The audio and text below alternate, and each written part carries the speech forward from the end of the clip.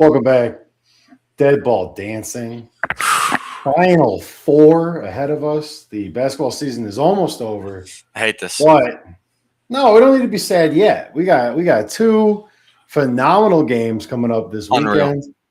And then the championship game, obviously, on Monday. Yep.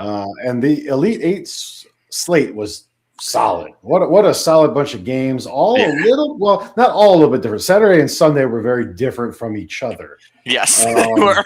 Yes, they were. But overall, good games. I left feeling very satisfied. I feel like the teams that should be here are here, with an asterisk. There's a couple caveats that I'm sure we will get into. Yep. But I think if you had told me these were the final four teams at the beginning of the year, I wouldn't have had too much issue with it. Good teams, strong teams. And then obviously the performances here in March have put them where they are. But I don't have any real qualms just with the field itself. If I look at the four teams that are there, I'm fine with it. Yeah, I am too. I mean, I think at like midway, maybe even a quarter way through the season, we knew that Arizona and Michigan were probably going to meet somewhere. Those have been number one, number two on pretty much everyone's board, including ours, right? The entire season. Illinois, obviously, we'll get into some hits and misses later in the show, but definitely huge proving wrong of doubters here, right? They completely pushed through kind of their normal mid-year slump, and I think they're well deserved to be here. And then obviously UConn, probably the game of the Elite Eight, just with an incredible comeback performance.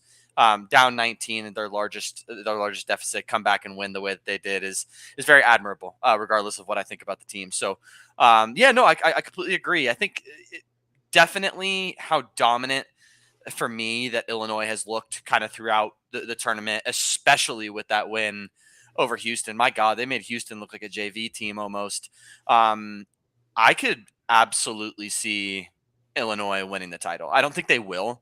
But I think that if you told me that Illinois won March Madness outright and they're the national champions, I don't think I would be that surprised, because they've looked unbelievably good. So what was your favorite game of the Elite Eight, man? Let's start there. What were you thinking? I think my favorite game from an entertainment standpoint, I mean, it's hard not to say UConn Duke. Of course. Yeah. But you kind of had a feeling where that game was going. So I think for me, it was Illinois, Iowa. The way that game started, Iowa went up 9-0 right out the gate. 12-2, and you're like, oh, this is that Illinois lull. It's happening at the worst possible time. Absolutely. For them to battle back, and when you look at the box score and when you look at the final score, you're like, oh yeah, well, of course, Illinois was better than Iowa. We knew that all along. I think the genesis of that comeback. For me, I think that was my favorite of the four games. Yeah, and man, just to give Iowa some flowers real quick here too. That Sturtz kid's a monster. Oh my God. Like, he's going to go to the draft. He's going to be a top 15 pick, but man, that kid can absolutely play. And you know what? Good on Iowa. I was really happy with the way that they played. I think they played a really good brand of basketball. Obviously, the better team won that game. But man, what a great game that was. And I think Illinois finally stamped, like I was saying before, that they really deserve the credit that I have not been giving them the entire year. Like that's a big miss for me. So, and the way they did it, right, Rick, was like true Big 12 fashion. Like I was diving into some of the details, and you could tell by the pace of the game, right? Like they had 4 fast break points and 40 points in the paint, 18 for 21 from the line. They had one of the most dominant performances on the glass that I've ever seen live. They had almost as many offensive rebounds, Rick, as they did defensive rebounds. Like, that spells trouble for any team that has to play them. They out-rebounded Iowa by 17. And I think the big key for me was we always talk about how, again, we've said it, like Illinois kind of fizzles out and just kind of slumps a little bit, struggles. Plus 16 in the second half shows me that they are ready to compete and win close games. And it's like the entire season, this Illinois team has been worse in the second half across the board. They're 52nd in scoring, 56th in defense, versus in the first half, they're 17th in scoring and 19th in defense. So, like, they completely flipped the script on the way that they played basketball in the second half. And I think that bodes really well against a UConn team that is vulnerable in the first half. Because if you're now telling me that this Illinois team has figured out how to play in the second half, like UConn was down 19, and I'm not sure that Illinois lets that team come back like Duke did. You know what I mean? Illinois feels a bit more well constructed, a bit more well composed, and they're not so top heavy, right? Like Duke is very top heavy. It's the two boozers, and you got Evans, right? The kid that stood there like a block while the dude. Well, didn't you hear? There's not two boozers anymore. There's boozer and there's loser. I don't know what he was doing at the end of that game. I don't know either. He came out, he crying, apologized for it. Bro, what are you doing? Hold the ball. Just hold the ball, right? Like there was just no reason to try to force that up the court. And the minute he passed it, I was like, yeah, it's game over. Like some dude's not only was it the wrong choice from a strategic standpoint, it was an awful attempt to move the ball up court. What was he thinking? Well, and you never try to throw over a big, right? Like that's something that they teach you literally in high school, right? Like we learned that. And then definitely in the college game, like if we tried to throw over a big, we were running suicides for 40 minutes and then getting benched for the next 3 games. And it's very simple. Like Duke clearly tried, like they struggled with the bounce pass. And it's a simple way to break the press. If you start getting lackadaisical with your passes, UConn is too athletic and they're too good of a defensive team across the board to try to force passes over the top when they have Reed, who's like 7 foot, just put up 26 and 15 or whatever the hell he put up. That guy's Reed was like the whole last 5 minutes of that game. Dude, he was everywhere. Unbelievable. But you know, I jotted some notes down. I know that I know that I have a UConn bias. They deserve to win. The way that they competed in the second half, I think they made Duke look like the worst team. They made Duke look like they didn't belong there.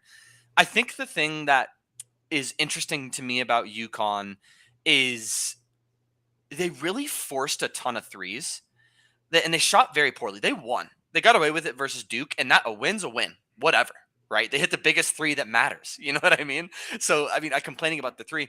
I don't know if 5 for 23 from the 3-point land or 44% from the field overall is going to get it done against an Illinois team who is incredibly efficient on offense. So number 1, O rating in the country, right? And they fouled the crap out of Duke. Like that's the only reason that Duke hung in the game.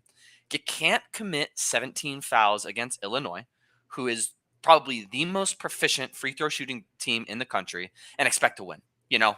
So hell of a game. I think if you play the last 3 minutes of that game 100 times, that was the one UConn win. I mean, Mullins was ice cold the whole game. Yeah. Like he wasn't even pulling minutes because like if the lanky white kid can't shoot the 3 ball, there's no point in having him in there. Right. And obviously, like you said, he hits the one damn near from the logo when it matters most. So, you know, that's a win. But I don't know if you replay, hell, even the last 3 minutes of that game, 99 more times, I don't know if UConn wins another one.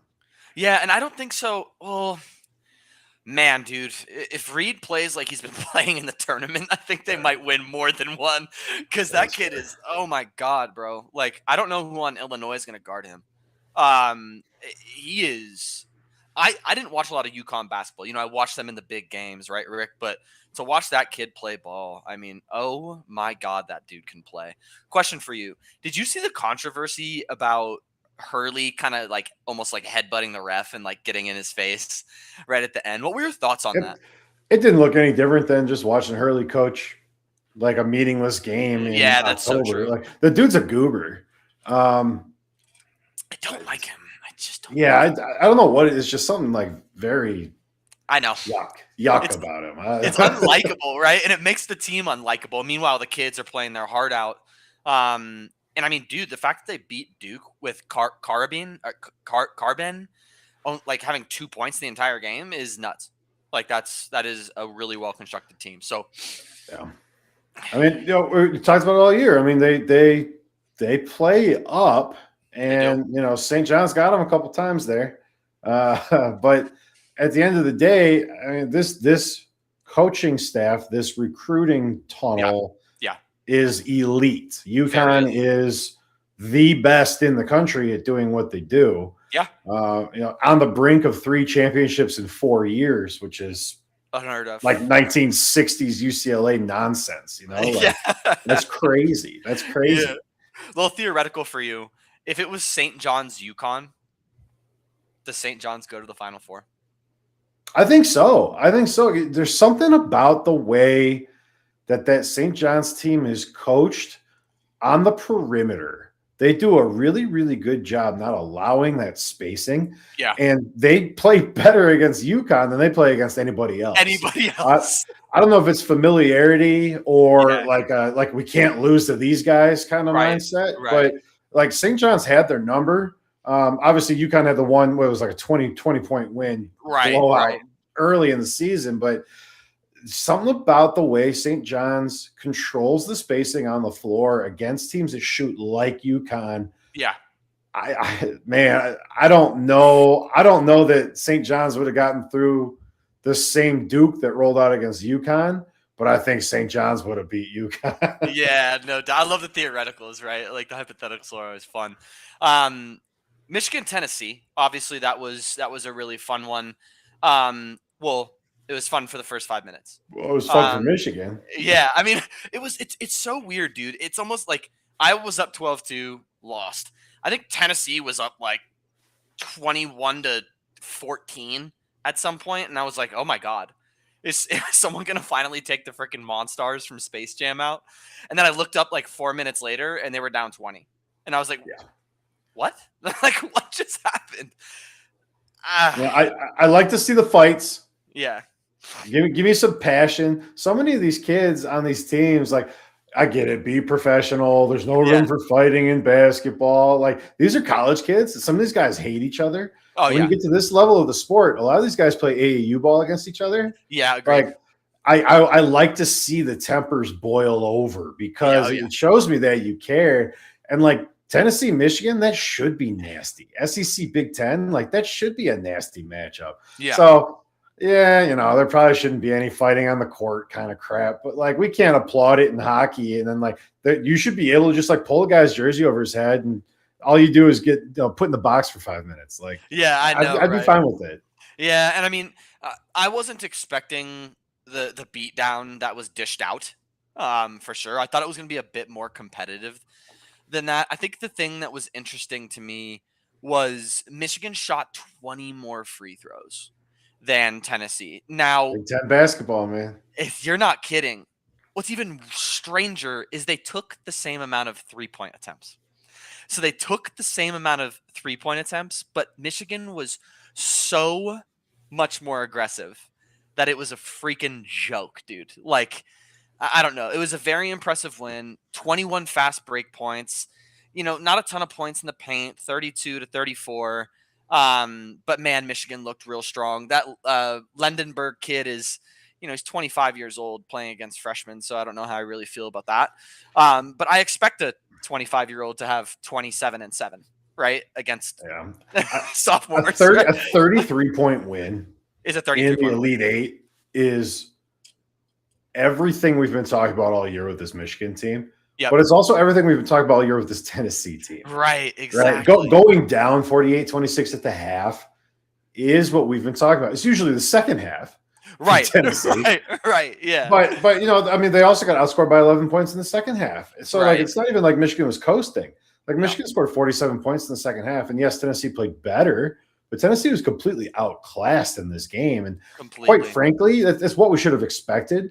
Right. Like, Tennessee's been a great team. Tennessee's had a great tournament run. Yep. But like Michigan is 33 points better than Tennessee. Absolutely. And what's funny is they're 33 points better than Tennessee.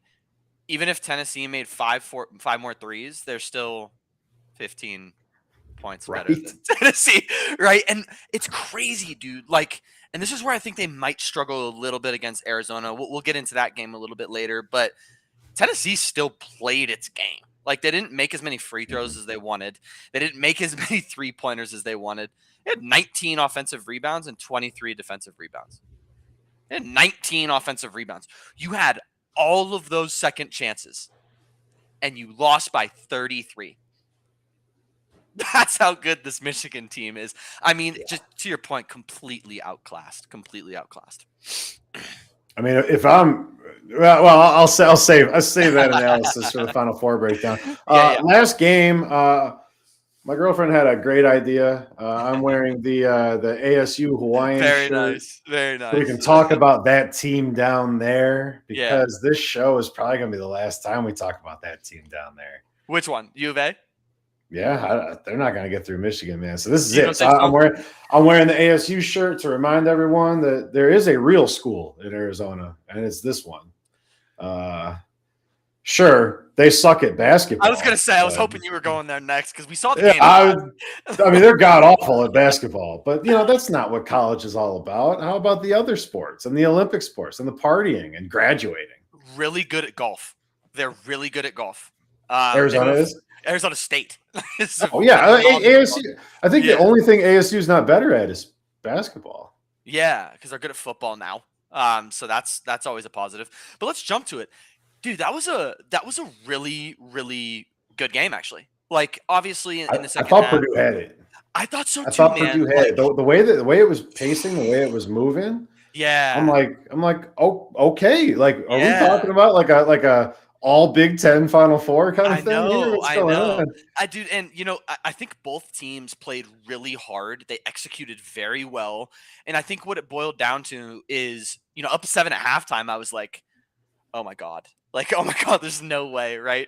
And I think the Arizona might be the Avengers because a 48-26 second half against the number 2 offensive rated team in the country is nuts. And I think the way that they did it, right. Sure, they scored enough points on the offensive side as well. Very balanced attack. 4 guys with over 15 points. 15-6 assisted turnovers, right? 91% from the free throw line, 20 for 22. 40 points in the paint, 11 turnovers forced. I felt like that was the most complete second half that a team has played all year. And they won by 15 with Burries shooting 4 for 10. And Bradley at 4 for 9. They know how to play some good offense. And I'm telling you what, if they can play this good of defense, Rick, it's going to be an interesting game versus Michigan. I think you're right. I don't know if they get through them, but they only committed 14 fouls, leading to only 13 free throw attempts for Purdue. Michigan relies on 23 free throw attempts a game. Huge portion of their offense, right? They're aggressive. They get downhill. U of A is only allowing 17 free throw attempts. What's going to give? Because something is, right? So I thought the way that that Arizona closed that game out was very incredible. And though, of course, sad that that Purdue didn't make it through. Definitely a really good effort. I just wish they would have carried it to the second half. Yeah, and I don't want to piss on your grave too much, but it's something we talked about a lot this year, and that's like Braden Smith at his best. Is a role player on a European basketball team. Yeah. And we saw that, right? We talked a lot about how Purdue is the best team in the country, but they don't have a guy. And Braden Smith, I believe he's held to 2 points in the second half. Yeah. That's unacceptable. Right. Unacceptable. It doesn't matter who you're playing, right? Yeah. If you're that guy, you got to do that. And I'm not saying that anyone thinks he is, right? Because it's really not his game. He's a facilitator. Obviously the best facilitator Purdue's ever had, right? Well, in NCAA history. Yeah. So to not have a guy, we talked about it before the tournament started. You're not going to beat a team with more than one NBA player with Braden Smith. Right. And I don't like that narrative holistically because Purdue is a very good team, and part of what makes it work is that they don't have a guy, right? Like everyone plays their role and they win games like that. And like you said, number 2 O rating for the year, it worked.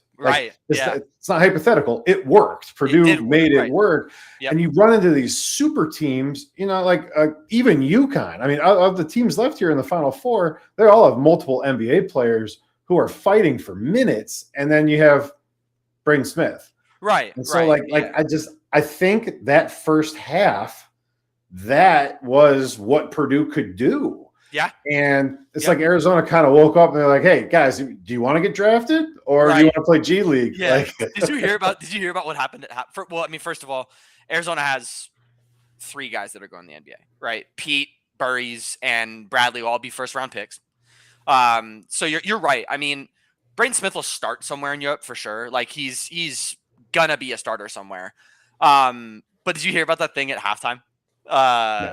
So Lloyd, I guess, walked into the locker room at half. He was like, "Yeah, no speech. Like you guys figure this out. Be out here in 5 minutes to start warming up again." And I guess like Jaden Bradley and a bunch of other dudes like stepped up and like really started like reaming the team about like buying in and stuff like that. And obviously it worked. And I thought it was really cool what Lloyd said afterwards. And this is a little bit about that conversation that you and I have had all year about the coaching, right? And his quote was, and I'm paraphrasing, a player-led team is more effective than a coach-led team. And I was like, you're not kidding, dude. When you have 7'3", whatever his name is, diving on the ground for loose balls, skinning his freaking elbows and knees, like I don't know if anyone's beating that type of effort. So obviously sad. And the proof's in the pudding, right? Right. I mean, like Purdue's second lowest scoring game of the year. Yeah. After giving up 38 points and being down at halftime. Right. The effort, you know, the 48 points on offense kind of is what it is. The 26 points allowed on defense is super impressive. I mean, they're waking up, right? Because Arkansas still put up 88 on them, but like holding Arkansas to 88 and not letting them get 100 is pretty impressive, right? They scored 109. And they won by 20, but while giving up 88. So it's like, I don't know. And I think the thing that gives me confidence about this Arizona-Michigan, we'll get into in a second, is if they start waking up and showing this level of defense throughout the remainder of the games, whether they make it through Michigan or whatever, no one's going to beat them. Like, no one's going to beat them. So, but very entertaining game. I was really hoping that they were going to pull it out, but they got, I mean, the freaking Avengers are just the Avengers, dude, right? So, One other thing I wanted to touch on. How about those Longhorns, man? Were you sweating just a little bit? Absolutely, dude. Absolutely was sweating. I actually watched that game live with my buddy in just a bar around the corner, Squatters, and when he tipped it up and in, the whole bar just erupted. I was like, wait, there's more Purdue fans here than just me? Because they were all probably quiet, just like. I was so scared, dude.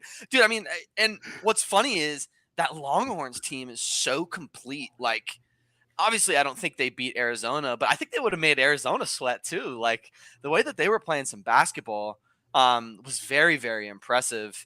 And they were doing it in different fashions. Like, 74 against Gonzaga, like not really that high scoring game. 77 against Purdue. I don't know. Like it's 79 against BYU. Well, it's BYU, but I don't know. That Longhorns team was fun to watch for sure. Too fun. They're bringing a lot of minutes back. Yeah, too fun to watch. Don't do that again. Yeah, they might be early team to watch. SEC. We'll see with the transfer portal. That's always a thing, but put them on notice. At least on paper, bringing a lot of talent back. Yeah, put them on notice already. You have anything else, Sweet 16, Elite 8, you wanted to make sure we hit on? No, the Michigan State UConn game was a kind of a fun one. I think 25-8 or something like that, and I think Michigan State did a really good job of battling back. Big Ten style, kind of grind you down to a halt a little.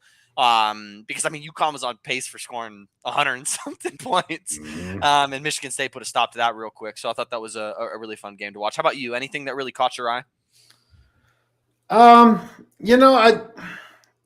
It feels good with how wrong we've been on a lot of stuff. Yeah, oh yeah. To really hit on some of the detriments we saw. I don't think we hit too much on like, hey, this is the upside these teams have. No, But man, no. the downside, we were dead on some of the downside. Yeah. Arkansas's defensive woes. We already talked about Purdue versus superstars. Yep. Houston, we talked a lot about how when it's not the guys at the top of the list, there's nothing left. I mean, 55 points against Illinois is something. And then Nebraska, we talked about how their story was really like, who's going to get the job done with these injuries that are coming up for them. And so I did like seeing some of our season long narratives kind of play out on the court. Yeah, absolutely. Really good teams. I thought so far this tournament has been really good. Yeah, agreed. I think we both called Kansas losing kind of early, right? We talked a lot about how Kansas had some inconsistencies throughout the season. They either looked like the best team or they look like nobody's, right? I think we did a really good job. Utah State, again, pretty solid first round win over Nova. Best team in Utah. Obviously, we called that out from a mile away. And sticking in Utah, right? We called out BYU and the inconsistencies we saw there. So, yeah, I think my Elite Eight is Sweet 16 Elite Eight was garbage, to say the least. Not so much the Sweet 16. I did better job there, but my Elite Eight was horrible. So nothing I could do there. Well, hey, let's jump into the games everybody cares about. College basketball crown quarterfinals, Rutgers against Creighton. That's a Thursday night game. No, I'm kidding. We're not talking about the crown. Please don't. Please. We're not talking about the crown. Or Rutgers, I will be watching Rutgers Creighton because I hate Rutgers and I was dead wrong on Creighton. So I'm gonna watch that one. I'm gonna have to fly to Vegas and just watch that one. I'll go with you. The get-in price is like $22. So yeah, it's cool seats in that arena too. Actually, to be honest, so probably not for $22. Probably not for $22. Yeah. You're right. All right. So Saturday, April 4th, Final Four. Illinois and UConn. Illinois is a 2.5-point favorite. Total is sitting at 139.5. This really hasn't moved much. This opened 140, but it's been sitting Illinois 2.5. It's gonna move soon. I think this game will probably jump 1.5 back to 2.5. Game time. I've got this game 1.5 for Illinois. Okay. This is a fun one. I think this is probably the more fun game. I'm glad this is the early game. Yeah. Right. Like let me get in front of the TV. I'm gonna be watching baseball all morning. Let me get in front of the TV and have like my upbeat, exciting game so that I can like sit down and like dial in for Arizona, Michigan. Because these are going to be played very, very differently. You can see the totals on your screen there. Yeah. The Vegas is expecting very different outcomes. No kidding. They don't even know where to put Arizona and Michigan. I mean, 1.5 points is nuts. We'll start. Yeah, let's kick it off with UConn, Illinois. So, I'll start off with my pick, and then I'll just say why. So I am gonna go with Illinois, and I'm gonna go for them for a few different reasons. We talked about the Houston Illinois game. They won the game by only scoring 65, but allowing 55. When you look into the way that they've started to play defense a little bit, did you know that they're the 22nd scoring offense in the country, and they're also 45th on the defensive side of the court? They are really humming on the defensive side of the court, kind of similar to what we talked about with Arizona. They're trending up in the right direction. And I think when you can win games different ways, it bodes well versus a team who really relies on purely defensive effort only to win games. UConn is not an offensive team. You look at their stats across the board, they're 115th, right? They're 210th in free throw percentage. They're middle of the pack in 3-point percentage, which we saw, right? We saw that. So I think if Illinois can start forcing UConn into some really tough threes, like we saw Duke kind of do against UConn, I don't think it'll be a runaway. But I do see Illinois winning this game anywhere between about 5 to 7 points, 5 to 8 points. I think they are definitely the better team. I think what puts them apart in this game is their depth. right? They can bring quite a few guys off the bench. They can go 8-9 deep if they feel like it. UConn is very limited. They have some good guys off the bench, but if you need like to spell solo ball, right? Like you're not bringing in a guy off the bench that can one play that intense on the defensive side of the court and still be your go-to on the offensive side of the court, and two, be a go get a bucket guy. You know what I mean? You got Reed, you got Ball, Carabin, I guess, but like nobody off the bench is going to give you that type of lift.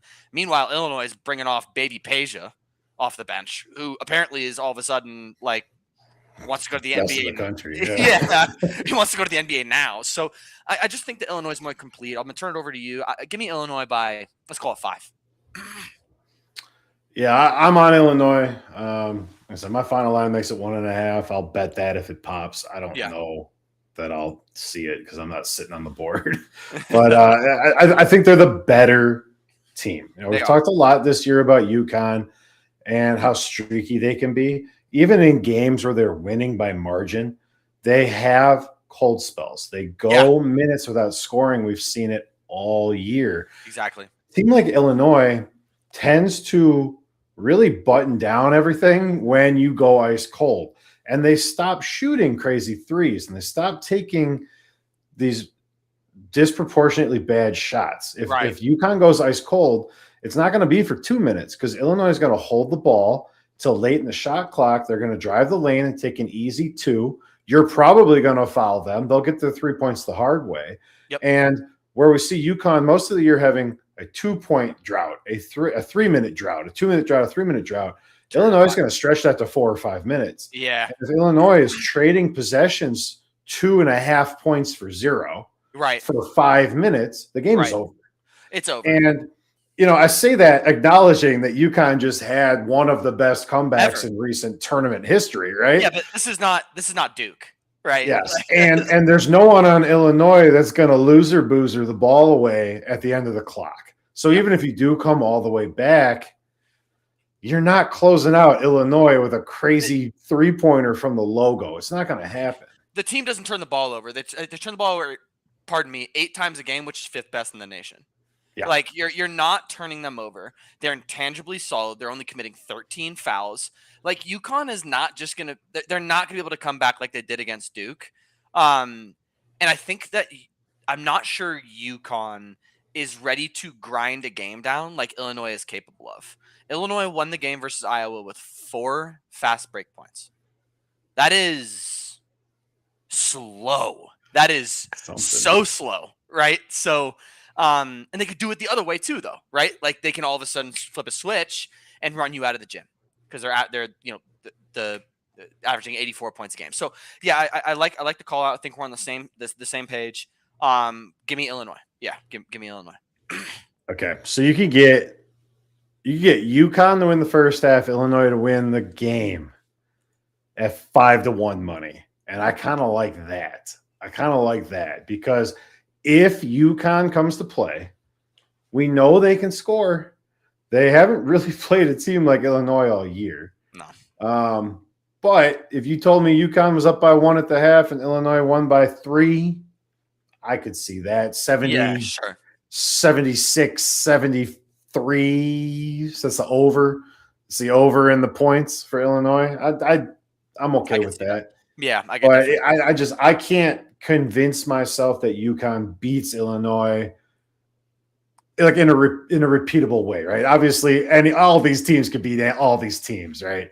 But I can't give you the path that's replicatable for UConn to say, hey, this is how you beat Illinois. Go do it, because I don't think they have that path. Yeah, I agree. Yeah, so Illinois. I think we're both on Illinois there. This is the one where we're going to differ. So the other side of the aisle here, this game opened Arizona -1.5. Wow. It's still wintertime in the Midwest, so they're all gambling. All that money came down. Yeah. This is now Michigan 1.5. This has been bet up to 157.5. Yep. I don't hate that number. That's 80 apiece. That's probably where this game goes. My model has this Michigan at a pick 'em, essentially -0.5 point. Wow.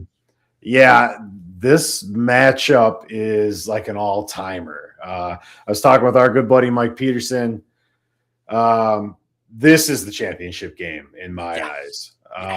I think both of these teams are capable of beating UConn to a Oh, pulp. yeah. I think both of these teams are capable of playing Big Ten bully ball to a point where their superior talent lets them beat Illinois. So Right. this one for me, this is the one I'm gonna get my popcorn. I'm gonna sit down. I'm gonna watch this Yeah. game because this is it, man. Yeah, it definitely is. And I think, obviously, I think I had referenced that. I'm going to go with Arizona. I think that they have the capability, especially now that they're playing defense, to really shut down a Michigan offense that, even though is prolific, can lack some depth sometimes. Sometimes they've lost 3 games all season. So just take whatever I'm saying in terms of like streakiness and what I'm watching throughout the game.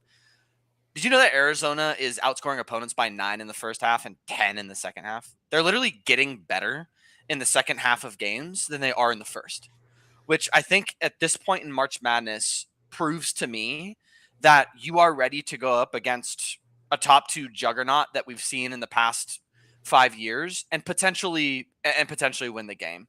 I think the balance that Arizona has, their entire starting 5 could put up 15 on any given night. And I think the interior defense is what's going to give them the edge over Michigan. They're incredibly intangibly smart, right? They get to the line a ton, third in attempts, third in makes, and they're only allowing 17 free throw attempts a game. And correct me if I'm wrong, but I believe Michigan is, they're top 50 in free throws made a game. So I just think that there's certain things that Arizona does that is going to give them the edge over Michigan. And I'm actually looking pretty closely at the offensive glass at this one, Rick, because we just saw Michigan let Tennessee have 19 offensive rebounds. Arizona's averaging 12.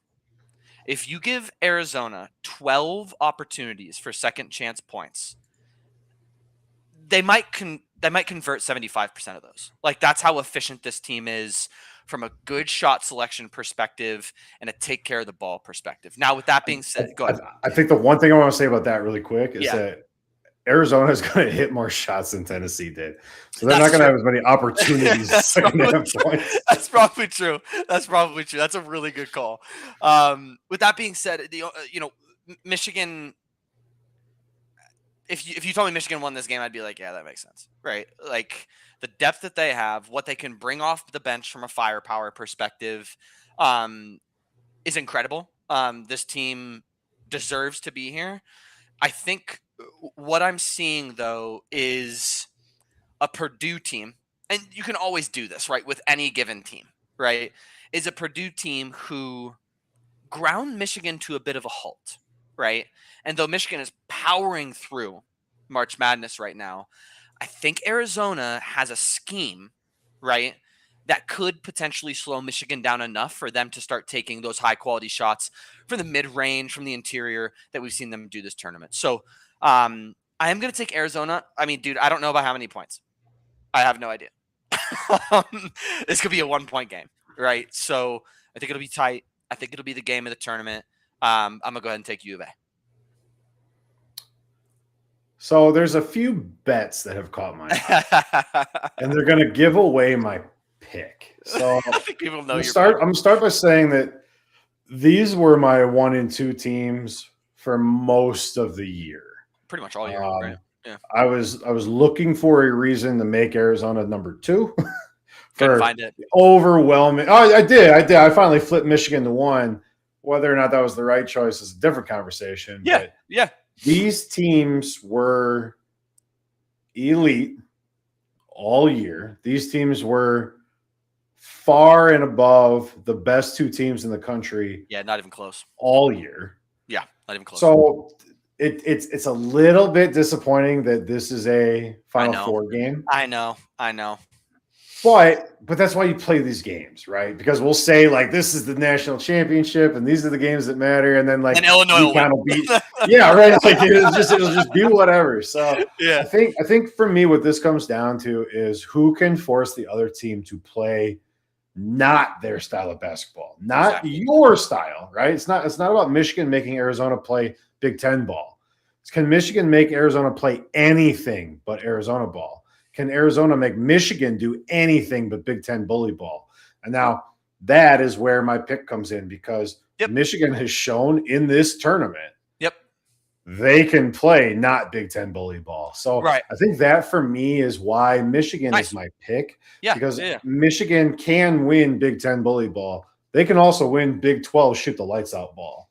Yeah. And so I think being able to do either Yeah. equips Michigan better to do both. It's funny. We just said the same thing about Illinois, right? So it's like these Big Ten teams feel like, yeah, I'm with you. Sorry to cut you off, but I'm with you. No, Yeah. it's fine. I mean, Illinois, one of the best scoring teams in the country. Like we talked about it all year. Like Illinois' problem from our eyes in our rankings was always like, hey, there's this thing like simmering under the surface. Right. Well, Michigan doesn't have that. No.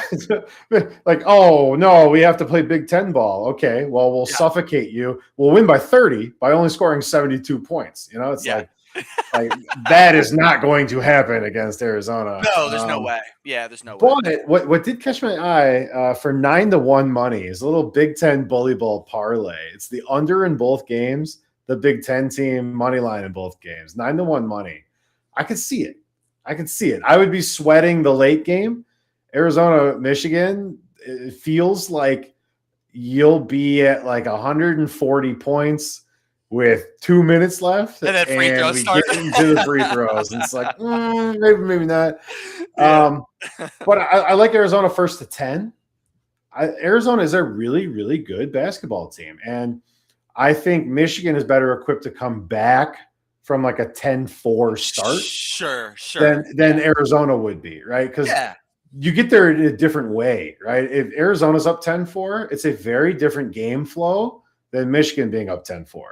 Those are totally different 3-minute cuts a game. Yeah, I agree. Like I said, for me, I think it's Michigan.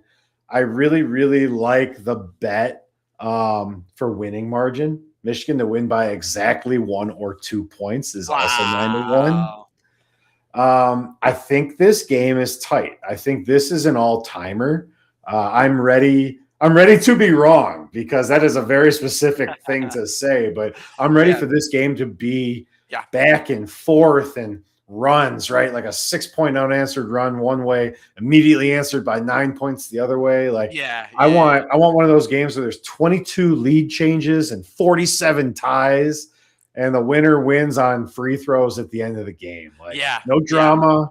You put it away, Yeah, absolutely. That's what this is feeling like to me. So my pick is Michigan, but really, really what I want is the game of the tournament right here. Yep. Let these two juggernauts give us the game that we are all expecting it to be. Damn, dude, I got chills. Like, can we just have this shit be like tomorrow, please? I do think, to your point though, like we talked about it a little bit earlier, I don't see anyone on that left side beating anyone on that right side. Like, no matter how you spin it. Maybe Illinois, if it's Illinois, Arizona, I could see Illinois maybe trying. I think it's more likely if it's Illinois, Michigan. You think so? Wow. Okay. Well, because of what we just talked about, right? Well, Illinois and Michigan can play both ways. They can play Big Ten ball. That's very true. Illinois, I think, is built better for a game that goes from Big Ten ball to shootout, to Big Ten ball to shootout. I think Illinois is the better team at that very specific thing. If it's Illinois, Michigan, I don't know who I would pick. I'd pick Michigan. But if you told me Illinois held them like scoreless for 5 minutes and won by 3, yeah. But I don't see Illinois doing that to Arizona. Yeah, I guess you're right. When you put it that way, I guess you're right. Yeah, that makes sense. I'm excited. I'm excited for this set of games. This is we have a lot of Final Fours that are like good teams playing each other. I don't know that I've been as excited for both games as I am for these. Yeah, They're agreed. so different. They're so different. They're night and day different games. Right. And I love that there's two Big Ten teams in here. I loved that Iowa won, right? And we got the guaranteed Big Ten team in the Final Four. We figured Michigan was going to be in, but Yeah. all about the Big Ten. And I finally agreed with Al on something. He's saying no Michigan. And thank you, Al. We finally agree on something. You still Well, no. Well, what Al needs is Arizona to win, so he wins our bracket competition. Well, So no, excuse me. Excuse me. Someone else in your bracket competition took you're Arizona. eliminated. What? You're eliminated. There's only 3 outcomes. If Michigan wins, I win. If Arizona wins, Al wins. And if Illinois wins, Riley wins. Okay, I'm rooting for Al.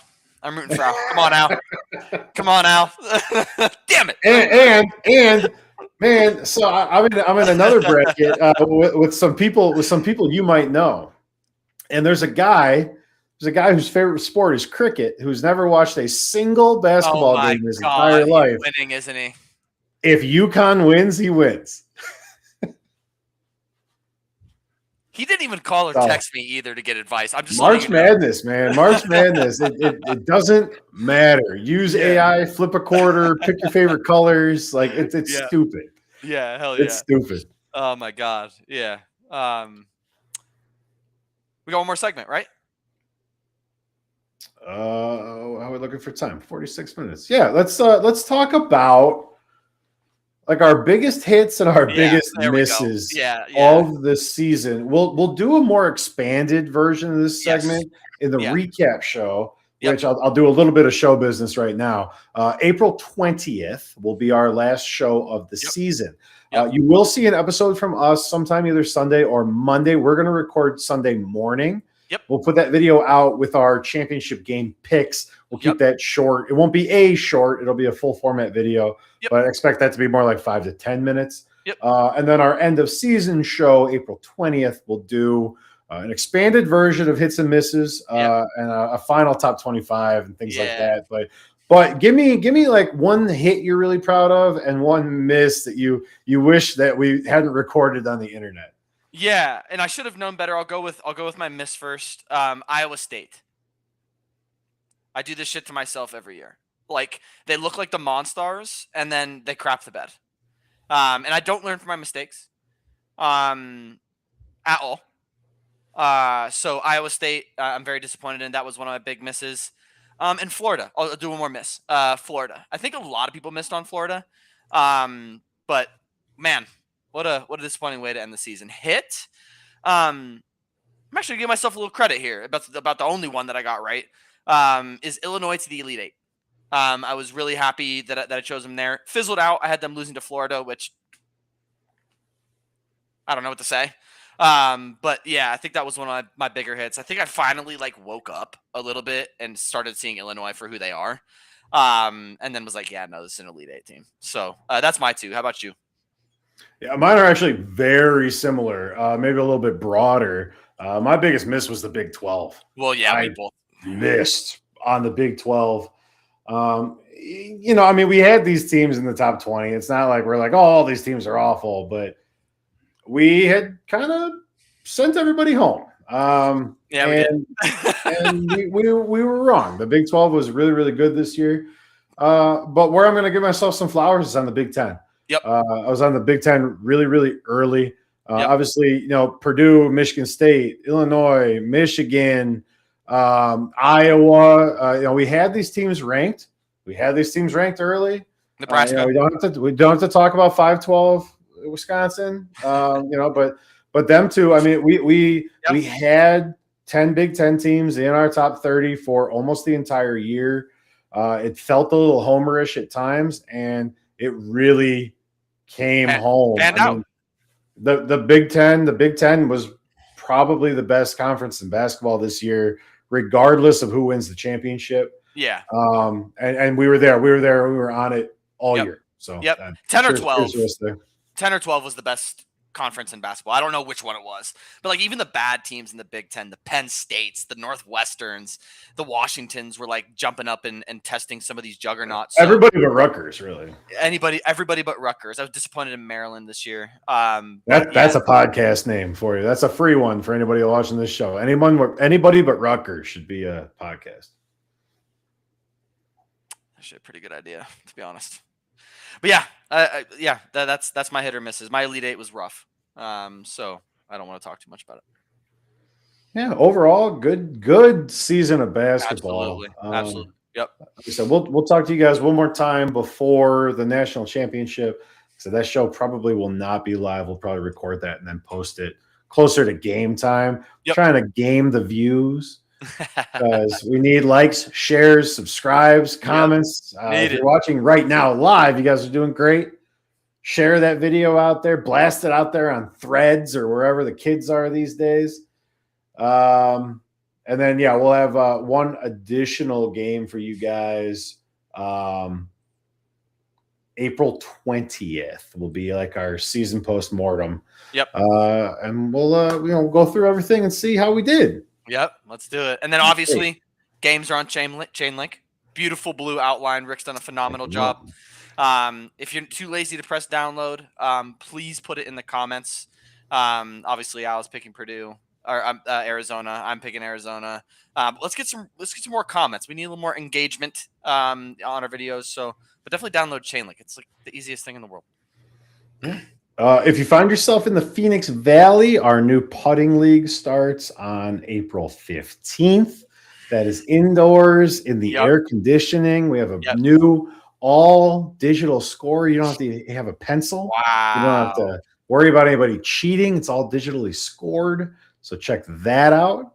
Be careful. Be careful. My dad's watching, and he will beat everybody.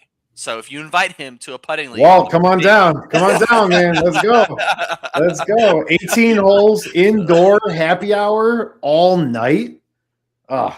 He might out putt you and out drink you. You better be careful. All right. Well, maybe not the second one. I don't think that's possible. Outputting me is not impressive to output me. Yeah, definitely go join though, man. It's definitely a fun time.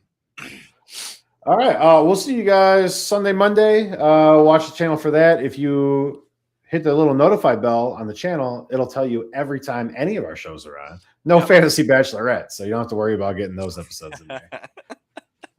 Awesome. Hell of a season. Hell of a Final Four, man. I am so excited.